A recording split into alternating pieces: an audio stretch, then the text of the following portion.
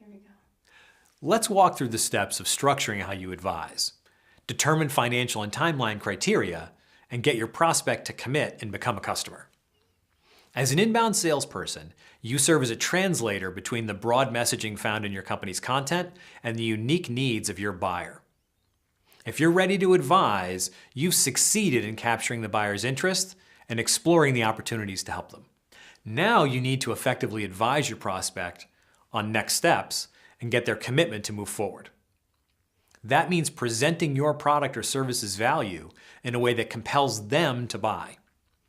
Don't make the mistake of sending a proposal or contract to your prospect and leaving them to work through it alone.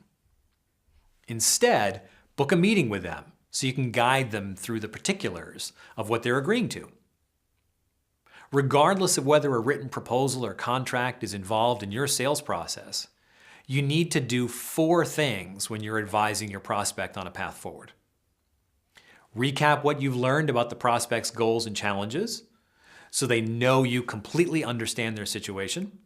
Suggest ways to achieve their goals and overcome their challenges using your service or product.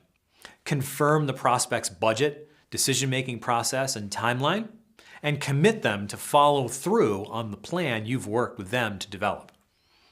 In order to accomplish these 4 things, you need to develop and deliver a personalized presentation. The presentation part of advising is crucial. It's the performance piece, the place where you're acting out your part. The typical sales presentation flow goes something like this.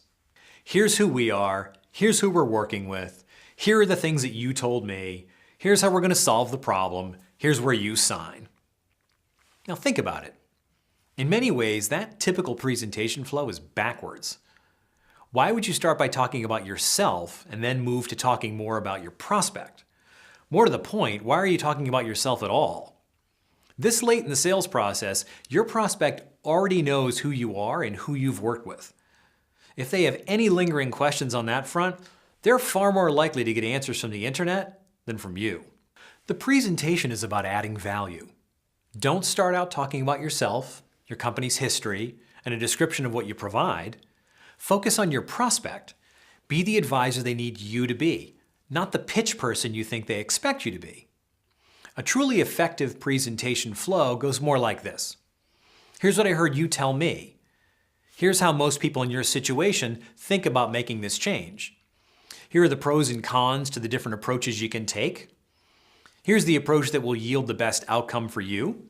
Here's why this choice makes the most sense for you, and here's how we can best support that. By personalizing every presentation to the buyers in the room, you'll ensure the information you're sharing will be relevant and engaging to the people you're speaking to.